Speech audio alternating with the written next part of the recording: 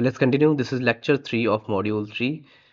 And आज के lecture में हम देखने वाले हैं कि जब आप लार्ज ग्रुप ऑफ डेटा के साथ डील कर रहे होते हैं तब आपके लिए जो नेविगेशन है वो थोड़ा मुश्किल होता है।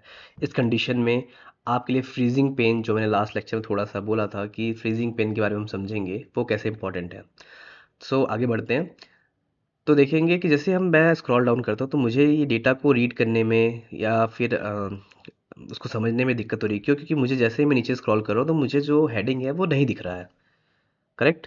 तो मैं चाहता हूँ कि ये जो हेडिंग है, month, beginning principal balance, remaining principal balance, ये सारे ही जो हेडिंग्स है वो एज इट इज़ एक जगह पे फ्रीज हो जाए जब मैं स्क्रॉल डाउन करूँ।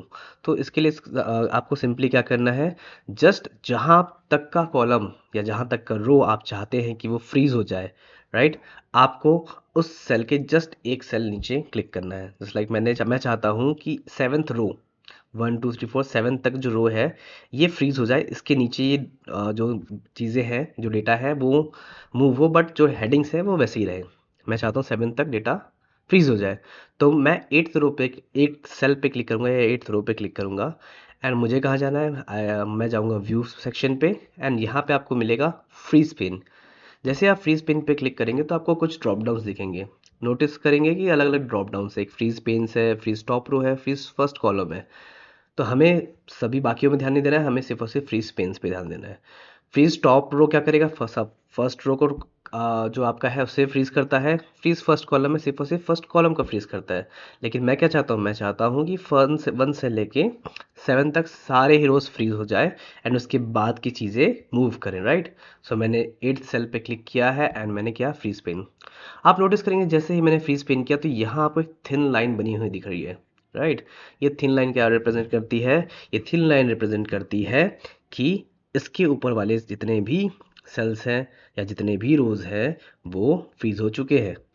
नोटिस करेंगे कि अगर आप जिस भी सेल पे क्लिक करते हैं और आप फ्रीज पेन सेलेक्ट करते हैं तो उसका अबव के सारे रोज, उसके ऊपर के सारे रोज फ्रीज हो जाते हैं एंड लेफ्ट के सारे कॉलम्स फ्रीज हो जाते हैं। इसका मतलब क्या कि अगर ए के लेफ्ट साइड में कोई कॉलम्स होंगे तो वो भी फ्रीज हो गए होंगे।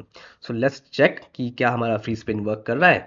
तो जैसे ही मैंने मूव किया तो आप नोटिस करेंगे कि ऊपर वाला section, that is the 7th रो तक का पार्ट, वो फ्रीज हो चुका है और नीचे वाला पार्ट मूव कर रहा है। इससे मुझे डेटा को नेविगेट करने में या एनालाइज करने में बहुत ही ईजी हो गया।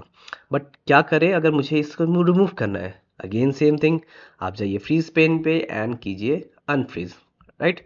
जैसे ही मैंने अनफ्रीज किया तो आपको नोटिस करेंगे कि सारी चीज़ें, जो लाइन है थिन लाइन, वो जा चुकी है। नाउ अब मैं चाहता हूँ कि ये जो मंथ वाला सेक्शन है वो भी फ्रीज हो जाए, मतलब ये पूरा एक कॉलम, बी कॉलम फ्रीज हो जाए एंड 7th रो तक का पार्ट फ्रीज हो जाए। तो मैंने क्या कहा था? जिस भी कॉलन या रो को आप फ्रीज करना है उससे जस्ट एक सेक्शन आगे आपको, एक सेल आगे आपको अपने सेल को क्लिक करना है। यानी कि मैं बी कॉलम को मूव करना फ्रीज करना चाहता हूँ तो मैं यहाँ पे रखूँगा ताकि लेफ्ट के सारे कॉलम फ्रीज हो जाए। एंड मैं चाहता हूँ 7 तक का रो मुझे फ्रीज करना है तो मैं 8th पे ही रखूँगा, राइट। सो जैसे ही मैंने इस पे क्लिक किया एंड फ्रीज पेन पे गया तो आप नोटिस करेंगे कि मुझे यहाँ भी एक थिन लाइन दिख रही है और यहाँ भी एक थिन लाइन दिख रही है। तो मैं हॉरिजेंटली भी मूव कर पा रहा हूँ और वर्टिकली भी। यहाँ पे देखेंगे वर्टिकली एंड हॉरिजेंटली दोनों ही तरफ से मैंने डेटा को फ्रीज किया है एंड मैं इजीली नेविगेट कर पा रहा हूँ, राइट। सो नेक्स्ट लेक्चर में हम देखने वाले हैं about the split screen. Split screen का कैसे यूज़ करेंगे, क्या क्या उसके फीचर्स हैं वो देखेंगे। So till then, bye bye, have a good day.